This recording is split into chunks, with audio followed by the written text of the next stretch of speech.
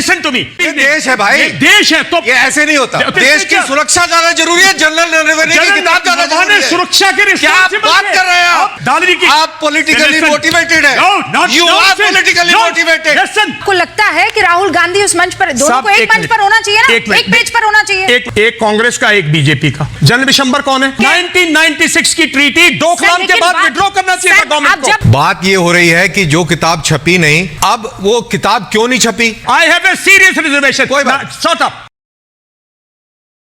प्यारे साथियों, स्वागत है आपका हमारे इस चैनल में। संसद भवन में राष्ट्रपति के अभिभाषण के बाद उस पर चर्चा होनी थी। सभी सांसद बारी बारी से उस पर परिचर्चा कर रहे थे। जब राहुल गांधी की बारी आई तो राष्ट्रपति के अभिभाषण पे चर्चा न करके उन्होंने एक नया राग आलाप दिया। डोकलाम विवाद चाइना से जब हुआ था उसकी परिचर्चा लेकर के आ गए, जिसमें उन्होंने हवाला दिया कि रिटायर्ड सेना प्रमुख जनरल मनोज मुकुंद नरवणे, उन्होंने एक किताब लिखी है जो अभी छपी नहीं है। नहीं छपी है उसके कई कारण बताए जा रहे हैं, सरकार की तरफ से उस पर रोक लगी हुई है। उसको लेकर के उसमें कुछ विवादास्पद अंश हैं जिसको लेकर के सरकार ज्यादा चिंतित थी और उसको अभी पब्लिश होने से रोका हुआ है। उसी का संदर्भ लेकर के राहुल गांधी चाइना डोकलाम विवाद पर चर्चा करने के लिए शुरू हो गए। संसद में बार बार लोकसभा अध्यक्ष के बार बार रोकने के बावजूद भी वो ये कोशिश में लगे रहे कि इस पे परिचर्चा हो। लेकिन आज का डिबेट ये है कि उस विवाद को लेकर के और रिटायर्ड सेना प्रमुख जनरल मनोज मुकुंद नरवणे की किताब जो अभी छपी नहीं है, उस पर लेकर के दो पूर्व सैन्य अधिकारी आपस में लड़ लिए, आपस में भिड़ गए। दोनों एक दूसरे को बुरा भला कहने लगे, अपने अपने तर्क देने लगे।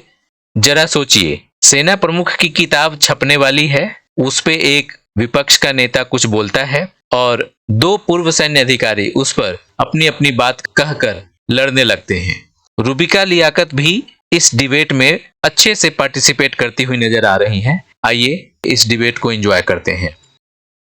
आप कह रहे हैं कि मैं पॉलिटिकल यहाँ पर किसी तरह का कोई भी बात नहीं, बिल्कुल नहीं कह रहा। मैं सिर्फ ये कह रहा हूँ क्लैरिटी नहीं थी ठीक है। आज जो राहुल गांधी कह रहे थे वो पूरी क्लैरिटी के साथ कह रहे थे। जब आप कहते हैं कि दोनों को एक मंच पर होना चाहिए जनरल दयाल, तो आपको लगता है कि राहुल गांधी उस मंच पर, दोनों को एक मंच पर होना चाहिए ना, एक पेज पर होना चाहिए? एक मिनट साहब, दोनों की पेज पे स्पष्ट करने के लिए दो बैठे हुए हैं, एक कांग्रेस का, एक बीजेपी का, और वहां दो, एक लीडर ऑफ ऑपोजिशन और एक प्राइम मिनिस्टर। वो अपनी समिति कर ले। जनरल विशंबर कौन है? जनरल विशंबर एक क्लैरिटी एज ए सोल्जर कह रहे हैं। तो वो अगर मैं कह रही हूं पार्लियामेंट में, चाहे वो opposition, I wish I was in parliament. I wish I was in parliament. I wish you were in the parliament. I wish I would have spoken there only. My question is very clear. आप बहुत clear इंसान है, clarity के साथ बात। अगर मैं parliament debate भी सुनता, मैं I assure you, मैंने बिल्कुल पार्लियामेंट डिबेट, पार्लियामेंट की स्टेटमेंट सुननी बंद कर रखी है। मैं सिर्फ एक आर्टिकल जो जब आप लोगों ने बुलाया, मैंने उस आर्टिकल को थोड़ा सा, आपने राहुल गांधी के बयान को नहीं सुना? मैंने किसी किस्म का कोई बयान नहीं सुना, ना मैं सुनना चाहता, बिकॉज मैं बहुत क्लियर हूं।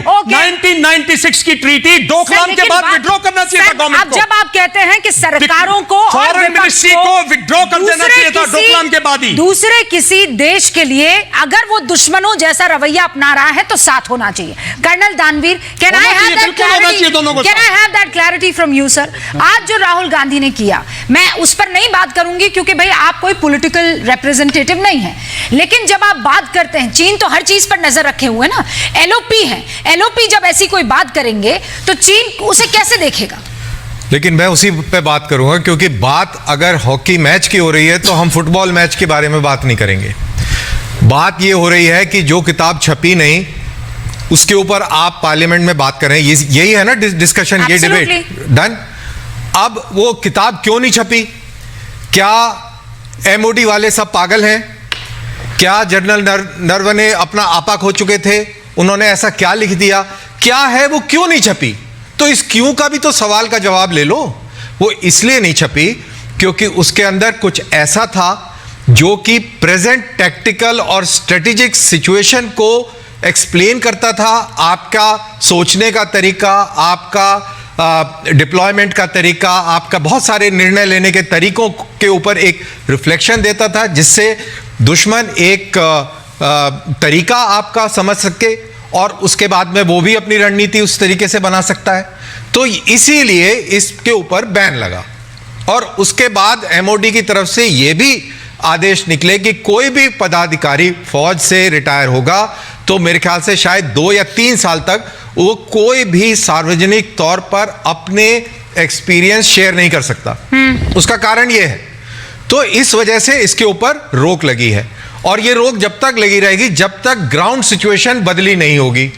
अब आप पार्लियामेंट में आके और जो चीज पब्लिश नहीं हुई वो आके आप वो कहानी बोलने लग जाएं, तो जो मकसद था एमओडी का सिक्योरिटी रीजन से उसको बैन करने का, आपने तो उसको एक्सपोज कर दिया। I have a serious reservation. I have a serious reservation. We are implicating the ex-chief of the Indian Army. एक minute. I have a serious reservation. कोई बात। Shut up. कोई बात। 1968 अरे के अंदर, भाई। listen to me, brigadier Dalvi की बुक हिमालयन प्लंडर, जहां से सारी चीजें खुली हुई हैं, वो बुक आई, किसी ने रोका नहीं, किसी ने टोका नहीं। ब्रिगेडियर दालवी ने जिस दिन कंप्लीट की, बुक छप के आ गई, जब तक हिंदुस्तान को नहीं पता था, जब भी हालात यही थे। अरे एक एक्स चीफ है, ग्रांट टीम, जो उसने लिखा होगा, ऐसे नहीं सोच के होता, लिखा होगा, ऐसे देश नहीं की होता। फौज के लिए बना होगा, देश की पॉलिटिकल लीडरशिप के लिए। जनरल साहब ऐसे नहीं होता। अरे ऐसे यू आर ऐसे नहीं होता जनरल साहब, बाल की बात कर रहे हो?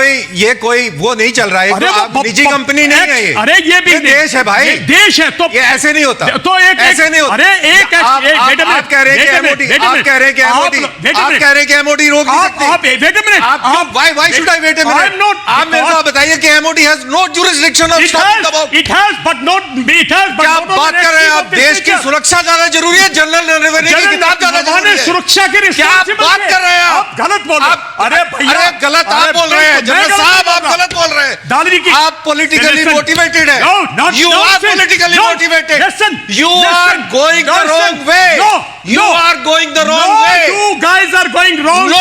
Blaming an ex-chief. We did not blame an देश ex-chief. की सिक्योरिटी ज्यादा जरूरी है। We stood by an ex-chief when he blamed the Congress for 2008. Dayal का opinion is not important. Your opinion is not important. You are It is the national security that is important. You are wrong. Absolutely wrong, When sir. an air chief blames Congress for 2008, I blame them. I blame them. Have you blamed? I blame them. That ex-chief. Has Narwane blamed? 2008. Has Narwane blamed? No. Has Narwane blamed? So why are you saying like that? I'm not. Why are you stopping his book? You are trying to justify. You are trying to justify. I will justify when it comes to security of the country. You have not read his book. You does not know But who has shared it with you that it compromises national security. MOD ने बयान दिया है इसका। आप पढ़िए बयान। आप पढ़िए बयान। जल्दी में कारवां का एक आर्टिकल पढ़ के आए, उसके बैकग्राउंड में जाइए। एक एक्स चीफ को इस तरह नहीं बोलते। पीटीआई का पूरा लेख है इसके ऊपर। के बारे में ऐसे नहीं बोलते। पीटीआई का पूरा लेख है, आप उसको पढ़िए, उसमें क्या क्या जेंटलमैन, ओके, ऑलराइट। आप दोनों को हम लोग बहुत ध्यान से सुन रहे थे। नाउ जनरल दयाल, एक सिंपल सा सवाल आपसे है। मैं कर्नल दानवीर को भी सुन रही थी, आपको भी सुन रही थी। मैं एक्स आर्मी चीफ के लिए किसी ने कुछ नहीं बोला है। एक्स आर्मी चीफ की किताब ज्यादा महत्वपूर्ण है या इस देश की सुरक्षा ज्यादा इंपॉर्टेंट है? अगर एक्स आर्मी चीफ, जैसा कि एमओडी की तरफ से कहा जा रहा है कि उसमें कुछ ऐसी टैक्टिकल इंफॉर्मेशन रिवील हो गई थी जो दुश्मन मुल्क को कहीं ना कहीं मदद दे सकती थी, अब ये बताइए एक्स आर्मी चीफ के सम्मान में वो किताब पब्लिश करना ज्यादा इंपॉर्टेंट है या फिर उसे कुछ टाइम तक रोक देना और फिर ये रूल निकालना कि जो भी एक्स बन जाएगा वो 3-4 साल तक किताब नहीं लिखेगा ताकि इस सिचुएशन में ना आना पड़े? रूबिका, मैं इसी बात की ऑब्जेक्शन थी, मुझे और कोई ऑब्जेक्शन नहीं थी। ठीक है, आपने सवाल पकड़ा है, ठीक है ना? मुझे सिर्फ इतनी ऑब्जेक्शन थी। जनरल बख्शी आ रहे हैं आपके पास, आ रही है जनरल बख्शी। एक मिनट, मुझे सिर्फ इतनी सी, मुझे दानवीर साहब ने तो मेरे पे काफी इल्जाम लगा दिए। मैंने कुछ नहीं बोला, कहाँ अलाइंड है, किससे मोटिवेटेड है, मैं कुछ नहीं कह रहा हूँ, ना मैं कुछ ऐसी बात कहूंगा। मुझे सिर्फ इतनी ऑब्जेक्शन है कि एक एक्स चीफ को हम इतना ग्रांट नहीं करते कि जो वो किताब लिखेगा तो नेशनल सिक्योरिटी को ध्यान में रखेगा। मेरी सिर्फ इतनी ऑब्जेक्शन है। एक एक्स चीफ है जिसने एक क्रिटिकल सिचुएशन को डील किया है। मैं एक ब्रिगेडियर का एग्जांपल दिया, ब्रिगेडियर दानवी सिर्फ एक ब्रिगेड कमांडर थे। उनकी किताब सब पढ़ के हम चाइना को समझे, उनकी किताब पढ़ के हमने पॉलिटिकल लीडरशिप की जो वीकनेसेस थी उनको समझा, हमारी लीडरशिप। और तभी मैं एग्जांपल देता हूं, तभी 1986 सुनिए, मैं एक पूरी बात सुन लीजिए रूबिका जी, आपने बुलाया है, इनको भी मैं बताऊं। नहीं तो बाकियों को भी बुलाया है सर, प्लीज आप इनसे भी सुनिएगा। 1986 में, दैट इज वाई 1986 में जब चाइना ने समुद्रुंगजू में जो किया, इंडियन आर्मी ने 1987 में वो किया जो इंडियन मिलिट्री लीडरशिप कह रही थी, ना कि पॉलिटिकल लीडरशिप चाइना जाना चाहती थी। राजीव गांधी चाइना विजिट के लिए प्रिपेयर कर रहा था और इंडियन आर्मी ने वो किया जो करना चाहिए था। वो जो सुमद्रुंगजू में, जो वांगजू में जो प्लेन पे आके चाइनीज बैठे थे, उनको कट ऑफ कर दिया और डिप्लॉय कर दिया। जनबख्शी, am I right or not? जनबख्शी, am I right or not? Okay, wait. General Bakshi, with due respect, sir. With due respect, sir. Please just give me a moment. एक और मेहमान लगातार बैठे हुए हैं और इतना वक्त गुजर गया, उन्होंने अपना ओपनिंग रिमार्क नहीं दिया। 25 मिनट हो गए sir. So I am taking आपका जो वक्त है वो मैं ले रही हूँ इजाजत मांगते हुए। फराज किदवई साहब, आपने सुना ये पूरा का पूरा मसला अब कहां तक आ गया है। आज की तारीख में ये कहना कि किताब नहीं, इसके पीछे कोई मंशा है, कोई मकसद है। सर, नेशनल सिक्योरिटी नाम की भी कोई चीज होती है, और क्यों उन उसूलों को, उन कानून के परे जाना सिर्फ इसलिए क्योंकि आपको लगता है कि सामने वाला नेहरू कर रहा है तो अब हमें भी डोकलाम और बाकी चीजें करनी है। रूबिका, बिल्कुल सही बोल रही हैं आप, और मुझे उम्मीद है कि बस 2 मिनट आप मुझे अनइंटरप्टेड दे दीजिएगा। 1.5 कर दे सर। 2.5 कर दिए। देखिए, नेशनल सिक्योरिटी बिल्कुल इंपॉर्टेंट है, उससे बढ़कर कुछ नहीं है, लेकिन हमको अपनी पॉलिटिकल विल को भी देखना होगा कि हमारी राजनीतिक इच्छा शक्ति क्या है और क्या नहीं है। आपने अभी किताबों का जिक्र किया, इंडियन एक्सप्रेस को मानिएगा, जो हमारे देश का अखबार है, अक्टूबर 2024 में पूर्वी लद्दाख में एलएसी पर एक गश्त समझौता हुआ। यहां पर जितने डिफेंस के लोग हैं सब बैठे हुए हैं, correct me if I am wrong. Indian express लिखता है, गरिमा जी, 2 सितंबर, रूबिका जी, 2 सितंबर 2025 को, खाली 2 स्टेटमेंट में पढ़ रहा हूं। The first and the loudest claim of a reset is that border is stable again after years of tension following Galwan. अधिकारियों का कहना है कि पेंगोंग सो और गोगरा और हॉट स्प्रिंग में सैनिकों की वापसी पूरी हो गई है। अब इसमें यहां पर यह लिखा हुआ है कि the first and the loudest claim to restate that the border is stable again. वहां पर अब गश्त करने के लिए रूबिका जी एक चाइना को हमको बताना पड़ता है। यह मैं नहीं बोल रहा हूं, यह इंडियन एक्सप्रेस का अखबार बोल रहा है। और सुनिए, दशकों तक हमारी, ये मैंने हिंदी में ट्रांसलेट कर दिया आपके दर्शकों के लिए, दशकों तक हमारी कथित एलएसी तक जाने वाली भारतीय गश्त अब रुक गई है। जो गश्त कभी एक तरफा होती थी अब चीन की सहमति से कोऑर्डिनेट होती है, और सबसे ज्यादा तकलीफदेह बात यह है कि इसके लिए पहले से सूचना देनी पड़ती है। इंडियन एक्सप्रेस को आप मानेंगे कि नहीं मानेंगे? कौन सी तारीख का है? मैं आपको बता देता हूं, 2 सितंबर 2025। सर निकालिए पेज नंबर 11, पेज नंबर 11 भी बता रहा हूं। आगे, कैप्टन शिव कुमार को आप मानेंगे रूबिका जी कि नहीं मानेंगी? जो कि डिफेंस अटैच थे हमारे इंडोनेशिया में, क्या बोला था उन्होंने कि IAF lost aircraft due to constraint political leadership. और वो बोल रहे हैं कि मैं इस बात से सहमत हूं कि हमारे कुछ विमान गिरे और वो इसलिए हुआ क्योंकि राजनीतिक नेतृत्व ने हमारे ऊपर अंकुश लगाया था। ये पॉलिटिकल विल थी हमारी, ये राजनीतिक इच्छा शक्ति थी। छोड़िए इनको भी। लेफ्टिनेंट जनरल राहुल जी ने क्या कहा था, जो कि सिंगापुर में chief defence staff Anil Chauhan ji ने क्या कहा था कि यह अहम नहीं है कि हमारे कितने जेट गिरे, अहम यह है कि हमसे गलती क्या हुई। अब मैं दूसरी बात बोलता हूं। अभी भारतीय जनता पार्टी के लोग चाइना कम्युनिस्ट पार्टी से मिले, खूब गलबैया की। ये उसी चाइना से मिले हैं जो अरुणाचल प्रदेश को दक्षिण तिब्बत कहता है और उसको अपना हिस्सा बताता है। प्रेमा वेंगजोम को शंघाई एयरपोर्ट पर इसलिए रोका जाता है रूबिका जी क्योंकि उसके पास इंडियन पासपोर्ट होता है, और उसको हम अपने ऑफिस में बुला करके, चाइना कम्युनिस्ट पार्टी को बुला करके, और हम गलबैया करेंगे।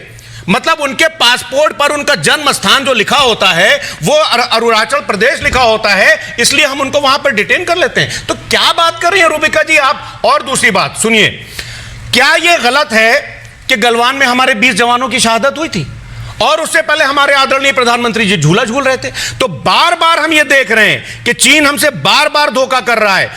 ये वही चाइना है जिसने यूनाइटेड नेशन सिक्योरिटी काउंसिल का स्थायी सदस्य हमको बनने नहीं दिया और पाकिस्तान की उसने मदद की। मैंने पूरी, अब सर ऐसा है, ऑपरेशन सिंदूर जब हो रहा था तब हम घर बैठ के वीडियो गेम नहीं खेल रहे थे कि हमारे कोई विमान को कोई नुकसान नहीं होगा, और अगर नुकसान हुआ भी तो एक और लाइफ मिल जाएगी। ये मजाक मत कीजिए आप, ठीक है, कि कितने विमान गिरे हैं, हमने टारगेट अचीव किया कि नहीं किया, ऑपरेशन सिंदूर सक्सेसफुल था कि नहीं था, बाकी सारी चीजें, कोलैटरल डैमेज नाम की चीज समझते हैं आपके? नहीं समझते। 3 दिन में क्यों रोका? हर चीज में, अरे वो आप जाके प्रधानमंत्री से पूछिए, आदरणीय राजनाथ सिंह जी ने पार्लियामेंट में कहा था कि हम पीओके को लेकर आएंगे, हमारे पास मौका था, क्यों रोक दिया उन्होंने? क्यों नहीं पीओके को लेकर आए? इन्होंने इंडियन एक्सप्रेस का हवाला दिया, बहुत ही सम्माननीय और बहुत ही मशहूर समाचार पत्र है।